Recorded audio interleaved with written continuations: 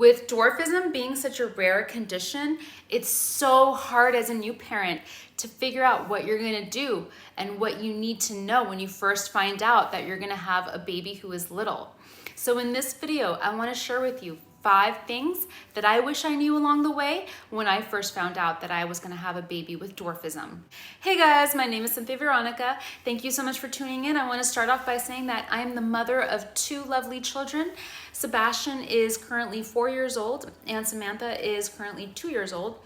Sebastian was born October 2015 and he has the most common form of dwarfism, which is called achondroplasia. So first of all, what is achondroplasia?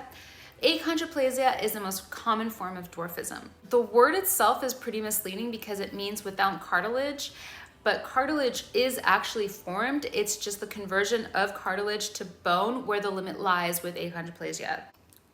Achondroplasia is disproportionate, short stature, and it's characterized by an average sized torso, short arms, short legs, and a large head, frontal bossing, mid-face hypoplasia, and trident hands. These are some of the characteristics that you may physically see in a person with achondroplasia. The first thing I wish I knew was prenatal genetic testing can actually be done to test for dwarfism, but it's not something that's typically done because it's such a rare condition. And just to give you an idea of how rare it is, achondroplasia only happens in 1 in every 26,000 to 40,000 births. There are about 400 different types of dwarfism.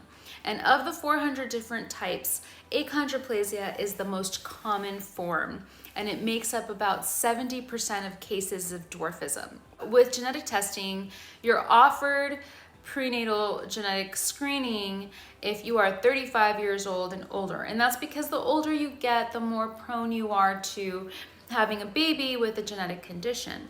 And so they offered me this testing and I said, okay, fine. It basically consisted of a blood test.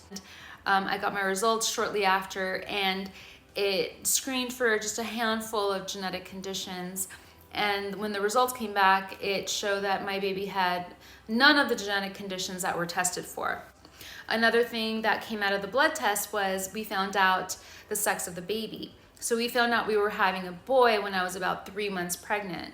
And so this was very exciting. So at this point, I didn't know that my baby had achondroplasia. Now fast forward to my 20-month ultrasound. And during my 20-month ultrasound, they basically did different measurements of the baby's body parts. So they looked at the baby's limbs, they looked at the baby's head circumference, they took measurements of the heart, liver, kidney. They did a whole full array of it. And this is just something standard that they do. So they took all these measurements. The ultrasound technician said, I'm gonna go show the doctor. She showed the doctor, she came back in to the room and said, I need to take more measurements. And I said, okay. So she took more measurements and then she left the room again. The doctor took forever this time to come back in to talk to me. And just as I was about to sneak out, the doctor comes in and she says it with kind of remorseful look on her face, we think your baby has achondroplasia. And I said, achon what?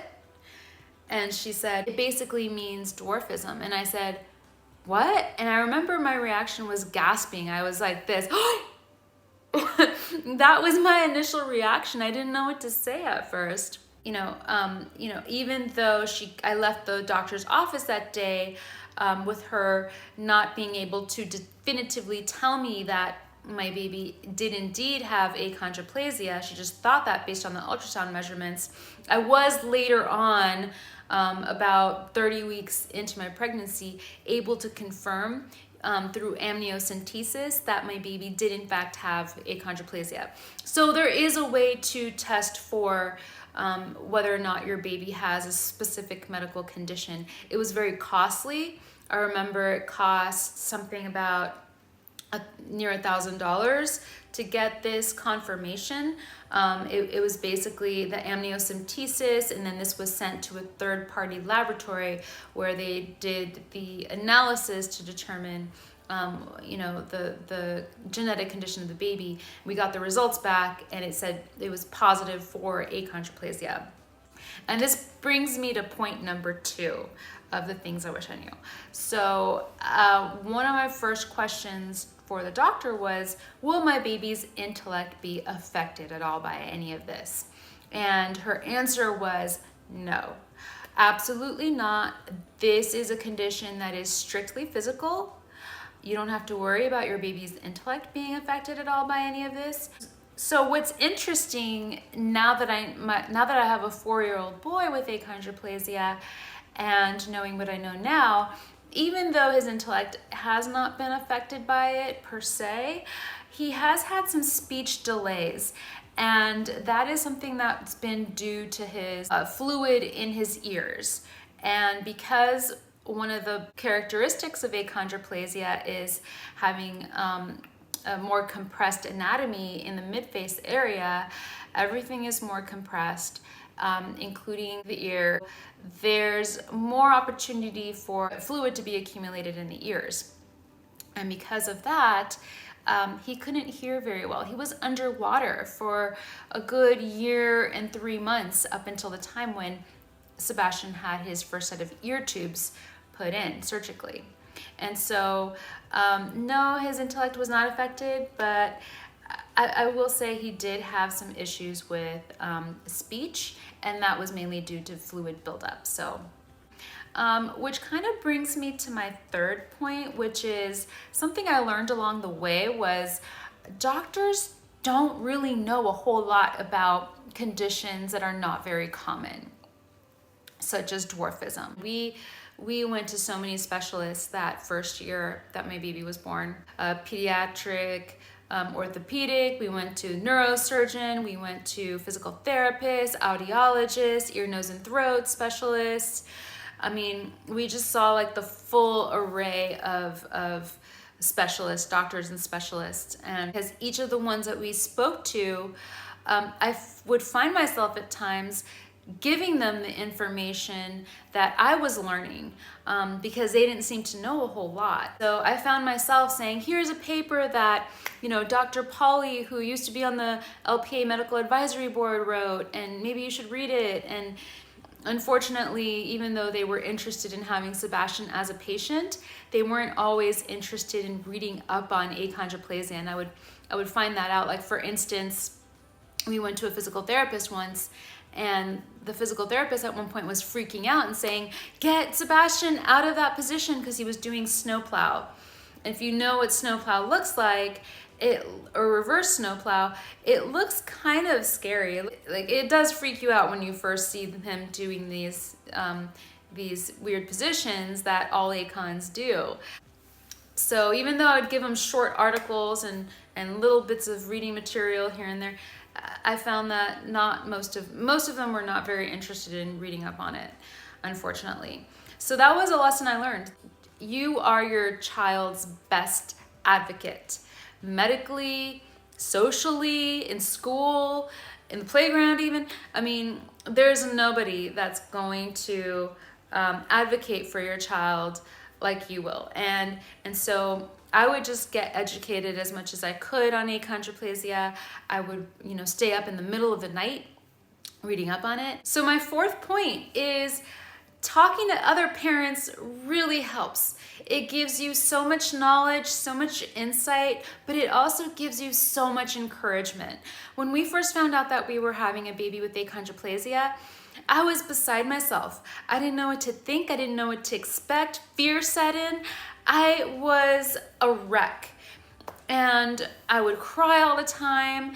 At one point, we saw a psychologist, and the psychologist just happened to know a family with a boy with achondroplasia, and she said, is it okay if I connect you guys, if it's okay with her? And I said, absolutely. So we connected with the mother of this boy, and we talked to her over the phone, and it was the most amazing experience. I couldn't have asked for anything more from her, because she was so consoling, she was so loving, she was so kind, she was so open. She said, come over to my house, come meet my family, come meet my son. I mean, it was amazing to have that support group right away. She knew what we were going through. We shared stories about our pregnancies. She told me about how he was doing socially, how he was doing medically. We talked to him about how he was feeling too. So it was such an eye-opener, really just getting to know him and just say, it was like a way to kind of peek into our future and say, this is what is going to happen with our boy at some point, and these are the experiences we're going to have. And she shared some negative things that happened along the way too. It's not all positive, unfortunately, but she also coached us and told us how she dealt with these situations, and she gave us ideas on what we were probably going to encounter in the future. The more parents of little people I connected with, and the more little people that were Sebastian's age that I connected with, I just started to realize I'm really building my son's tribe here. And the fifth point that I wanted to mention was there's absolutely nothing that I did, that you did, to cause this. If this was something that came to mind right away when I first found out about my child's diagnosis, I thought, what did I do? What did I eat? Or what did was it the hot tubs? That was the first thing that I thought. Maybe it was because when you're pregnant, you're not supposed to raise your body temperature to a certain extent. Saunas and steam rooms are a no-no.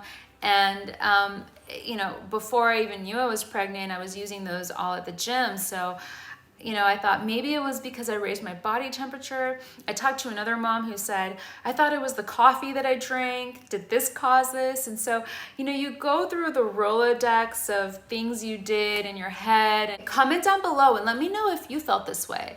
I don't think it's very uncommon to think this way, to sort of recap and think, what did I do in my pregnancy? And how did this happen? So what are my hopes and dreams for Sebastian? I hope that someday Sebastian will be a man of character.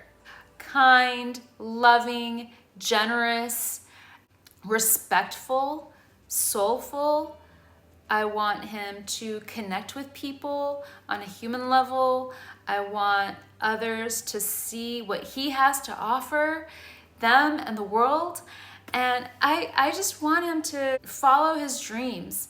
And I want to support him throughout the process. If he wants to do something and he sets his mind to it and he becomes dedicated to pursuing something, I want to be there along the way, cheering him on and letting him know, you can do whatever it is you want to do in life. If you are a parent of a little person, what are your hopes and dreams for your child? Comment down below. Thank you for listening, and I look forward to continuing on this journey together with you. Bye for now.